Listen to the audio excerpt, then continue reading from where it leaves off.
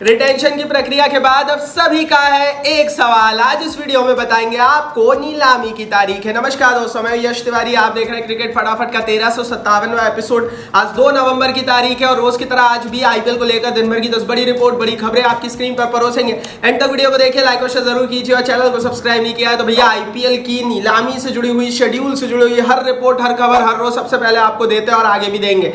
Subscribe नहीं किया तो कर दो सब्सक्राइब, बटन नीचे हिट कर दीजिए, बेल आइकन दबाइए। चलिए दोस्तों, शुरुआत लेते इस वीडियो के आज दिन भर की पहली बड़ी रिपोर्ट के साथ। तो एक खबर आरसीबी के खेमे से निकल कर आ रही है। आरसीबी के डायरेक्टर ऑफ क्रिकेट मोबो बैट ने बड़ा बयान दिया है मोहम्मद सिराज के रिलीज करने को लेकर। आपको याद होगा, आपको पता होगा कि भैया मोहम्मद सिराज को रिलीज कर दिया है रॉयल चैलेंजर्स बेंगलोर की टीम ने। ऐसी परिस्थिति में उनसे पूछा गया कि भैया सिराज को रिलीज करने का क्या रीजन था, तो उन्होंने कहा it was tough decision, need variety. उन्होंने कहा कि सिराज हमेशा एक बैकबोन रहे हैं उनकी गेंदबाजी की। पिछले अगर आप 4 साल उठाकर 3 साल उठाकर देखोगे, लेकिन उन्हें सिराज के साथ एक वैरायटी की जरूरत है। उनको हटाने का डिसीजन टफ था, लेकिन मोबो बैट ने कहा कि जिस वैल्यू और जिस कीमत पर सिराज आ रहे थे उस वैल्यू पर वो 2 गेंदबाज ले सकते हैं। आपको बता दूं दोस्तों, सिराज 15-16 करोड़ के आसपास रिटेन होना चाहते थे, लेकिन आरसीबी की टीम उन्हें 11 करोड़ से ज्यादा देने की स्थिति में नहीं थी। और कई आरसीबी के मैनेजमेंट का तो मानना यह भी था कि भैया इनको ना ही रिटेन किया जाए तो अच्छा है, क्योंकि नीलामी में हो सकता है मोहम्मद सिराज 5, 6, 7, 8 करोड़ की रेंज में आरटीएम कार्ड के जरिए मिल जाए। यह आरसीबी के मैनेजमेंट का मानना है। तो रिपोर्ट, खबरें और इनकी जो बातें ये क्लियर करती है कि सिराज स्कीम ऑफ थॉट से बाहर नहीं है और अगर सस्ते मिले तो आरटीएम सिराज पर होने वाला है। आगे बढ़ते हैं, दूसरी बड़ी रिपोर्ट की यहाँ से बात करते हैं। तो ये खबर केकेआर के खेमे से निकल कर आ रही है। केकेआर के मैनेजमेंट ने भी रिवील कर दिया है कि अय्यर को क्यों रिलीज किया। वेंकी मैसूर ने साफ किया कि भैया उनकी जो नंबर 1 प्रायोरिटी उनकी रिटेंशन लिस्ट में श्रेयस अय्यर थे, लेकिन श्रेयस अय्यर खुद साथ नहीं रहना चाहते थे। उन्होंने कहा he want to test their money value.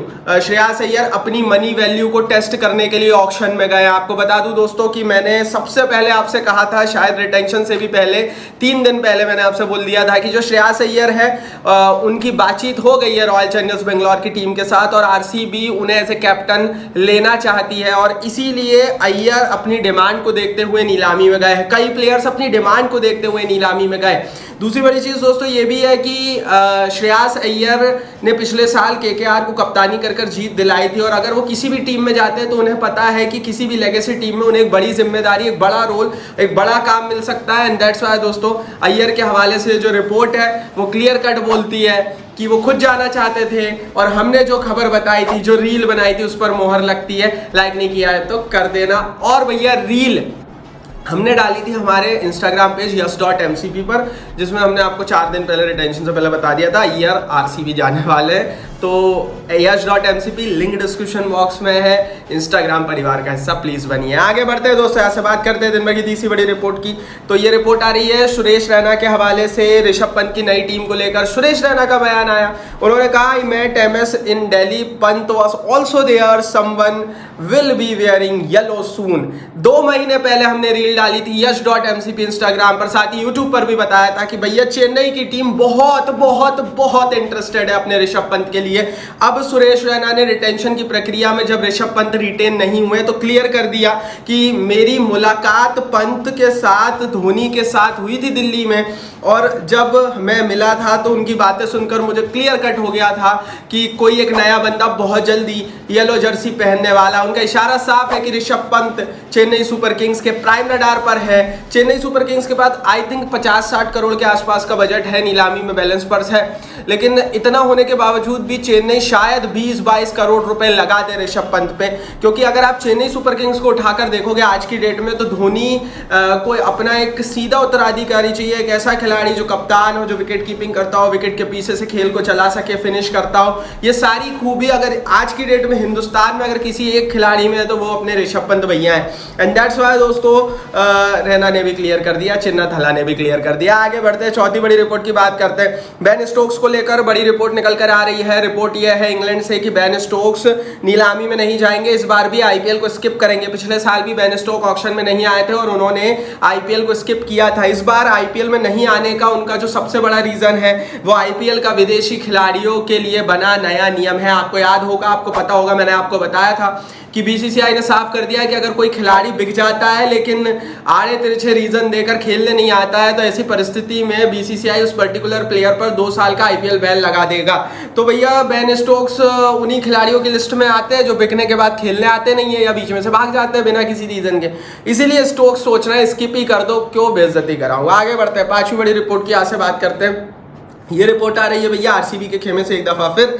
RCB के डायरेक्टर ऑफ क्रिकेट है मोबो बैट, उन्होंने बड़ी बात कही है आरसीबी की कप्तानी को लेकर। रिटेंशन से पहले एक रिपोर्ट, एक खबर आई थी कि विराट कोहली कप्तान होंगे नए रॉयल चैलेंजर्स बेंगलोर की टीम के। इस रिपोर्ट में रिटेंशन से पहले हवाला दिया गया था कि फाफ डू प्लेसिस रिटेन नहीं हो रहे हैं and that's why Virat Kohli एक ऐसा विकल्प बचते हैं जो कि आरसीबी की कप्तानी कर सकते हैं। लेकिन अब मोबो बैट ने क्लियर कर दिया we looking for a captaincy option in the mega auction, हम कप्तानी विकल्प को जरूर देखेंगे मेगा ऑक्शन में। तो यहां से दोस्तों एक चीज और हमें क्लियर कट होती हुई साफ साफ नजर आ रही है कि आरसीबी की टीम अभी विराट को प्राइमा फोकस नहीं देख रही है। हाँ, अगर नीलामी में उन्हें कोई ऑप्शन नहीं मिला, जैसे अय्यर को वो लेना चाहते हैं, हो सकता है केएल राहुल को वो लेना चाहे, अगर नहीं मिले हो सकता है ऋषभ पंत को वो लेना चाहे, जॉस बटलर भी एक विकल्प है, नहीं मिले तो फिर जरूर फिर आरसीबी की टीम विराट को ही बनाएगी। लेकिन अभी उनकी प्राइमरी फोकस नीलामी में कप्तानी विकल्प ढूंढना है, ये उनके डायरेक्टर ऑफ क्रिकेट मोबो बैट का बयान आ चुका है। आगे बढ़ते हैं, 6वीं बड़ी रिपोर्ट की यहाँ से बात करते हैं। तो भैया आईपीएल ऑक्शन प्लेयर रजिस्ट्रेशन की डेट बहुत जल्दी बंद होने वाली है, माफ कीजिए, कल संडे के दिन लास्ट डेट है आईपीएल ऑक्शन के प्लेयर रजिस्ट्रेशन का।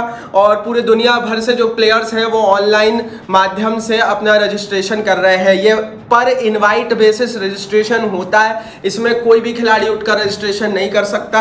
दरअसल दोस्तों दुनिया भर में जितने भी एफिलेटेड क्रिकेट बोर्ड के एफिलेटेड प्लेयर्स हैं उन्हें इनवाइट भेजी जाती है मेल के जरिए। वो पर्टिकुलर प्लेयर या फिर उनके मैनेजर्स उस इनवाइट को एक्सेप्ट करते हैं और फिर अपनी डिमांड, अपनी बेस प्राइस भरकर बीसीसीआई को रजिस्ट्रेशन देते हैं। इसमें उन्हें रजिस्ट्रेशन फीस भी देनी पड़ती है जो कि बहुत कम होती है। लेकिन कुल मिलाकर आईपीएल ऑक्शन का जो प्लेयर रजिस्ट्रेशन है वो कल एंड हो रहा है और वहीं से ही ये रिपोर्ट निकल कर आई है कि शायद स्टोक रजिस्टर ना करे।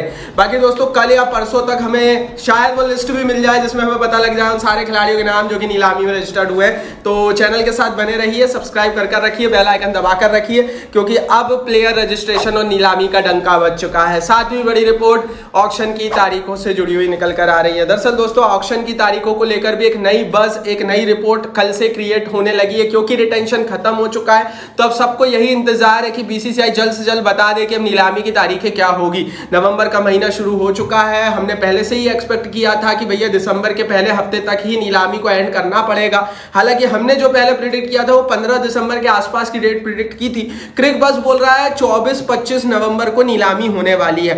मैं फिर बोल रहा हूं कि भैया मेरे हिसाब से तो हमें बीसीसीआई की डेट्स का ही वेट करना चाहिए। शायद मुश्ताक अली ट्रॉफी 15 तारीख के आसपास तक चलेगी, तो मुझे लगता है कि बीसीसीआई शायद 15 तारीख तक नीलामी को टाल दे, क्योंकि रिटेंशन अभी ही हुआ है और रिटेंशन के तुरंत बाद 20 दिन के अंदर में क्या नीलामी हो पाएगी। संभवतः टीमों को प्लानिंग प्लॉटिंग करनी है, प्लेयर रजिस्ट्रेशंस करने हैं, प्लेयर का शॉर्टलिस्ट करना है, थोड़ा सा मुश्किल लगता है, नामुमकिन नहीं है, देखते हैं कब होती है। 24-25 क्रिक बस बोल रहा है, आगे भी बढ़ सकती है, मतलब दिसंबर में भी जा सकती है। 24 तारीख से पहले होने के चांसेस तो ना के बराबर ही है। तो 24 नवंबर से 15 दिसंबर की वो विंडो है जिसमें 24-25 के चांसेस अब हाई है। देखते हैं आगे क्या होता है। उसके लिए चैनल को सब्सक्राइब कर रखिए, बेल आइकन दबा कर रखिए और इंस्टाग्राम टेलीग्राम पर ज्वाइन कर रखिए। चलिए दोस्तों आगे बढ़ते हैं, 8वीं बड़ी रिपोर्ट की यहाँ से बात करते हैं। तो ये खबर रिकी पॉन्टिंग के हवाले से आ रही है। पंजाब किंग्स के रिटेंशन को लेकर रिकी पॉन्टिंग का बड़ा बयान आया। पंजाब की टीम ने मात्र 2 खिलाड़ी रिटेन किए हैं। ऐसी परिस्थिति में रिकी पॉन्टिंग ने कहा है most excited with the fresh start it begins with retention. उन्होंने कहा कि भैया हमने 2 ही खिलाड़ी रिटेन किए,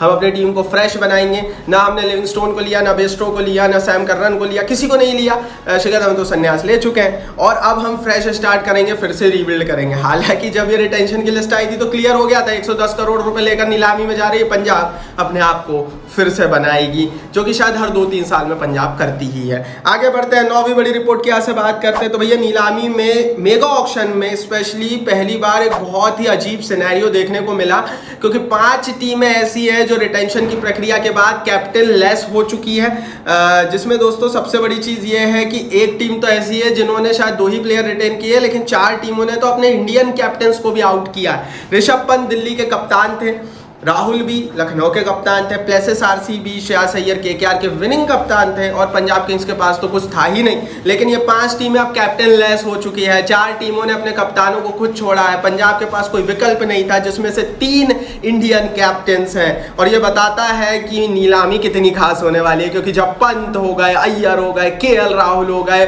जॉस बटलर हो गए, बड़े बड़े प्लेयर्स जब बिकने के लिए आएंगे ना, तो ऑक्शन में सच में धमाका होने वाला है। ऑक्शन के लिए लाइक बनता है, ऑक्शन की हर अपडेट हर रोज सबसे पहले देंगे। सब्सक्राइब नहीं किया है तो करके रखिए। 10वीं बड़ी रिपोर्ट की यहाँ से बात करते हैं। तो भैया हार्दिक पांड्या मुंबई इंडियंस के कप्तान के रूप में कंटिन्यू करेंगे। रिपोर्ट आ गई है मुंबई के खेमे से, मुंबई ने अपने सभी 4 बड़े प्लेयर्स को रिटेन किया है। कुछ खबरें ऐसी है कि रिटेंशन का अमाउंट किसको कितना दिया जाए, ये चारों प्लेयर्स ने मिलकर डिस्कस किया, और बुमराह को सबसे ज्यादा 18 करोड़ रुपए दिए गए। आपको बता दूं दोस्तों, चारों प्लेयर्स को एक साथ बैठाया गया, रिपोर्ट ये बोल रही है, हम कुछ नहीं बोल रहे, एंड उन चारों ने मिलकर डिसीजन लिया कि भैया चारों में से किसको कितने करोड़ का रिटेंशन मिलना चाहिए। यहां से ये भी पता लगता है कि शायद मुंबई इंडियंस का मैनेजमेंट, मुंबई इंडियंस के मालिक रोहित शर्मा को मनाने में कामयाब हो गए। जब अंबानी आपको मनाएगा तो आप मान ही जाओगे। और दूसरी बड़ी चीज है, पंड्या को सर्वसम्मति से कप्तान बनाया गया है। पिछले साल ऐसा नहीं था, पिछले साल पंड्या सर्वसम्मति से कप्तान नहीं बने थे। पिछले साल मैनेजमेंट ने डिसीजन ले लिया था, रोहित भाई जाओ, पंड्या कप्तानी करेंगे, थोपा गया था डिसीजन। इस बार चारों को, बड़े खिलाड़ियों को बिठाकर ये फैसला चारों ने मिलकर लिया कि पंड्या ही कप्तानी करेंगे। तो ऐसा लग रहा है मुंबई में सब कुछ सही हो गया, लेकिन क्या सही मैदान पर होगा ये तो समय बताएगा। यदि दिन भर की 10 बड़ी रिपोर्ट इंस्टाग्राम पर ज्वाइन हो जाओ, नीचे डिस्क्रिप्शन बॉक्स में लिंक है। इस वीडियो को लाइक और शेयर करो, और सब्सक्राइब नहीं किया तो सब्सक्राइब बटन नीचे हिट करके बेल आइकन दबाओ।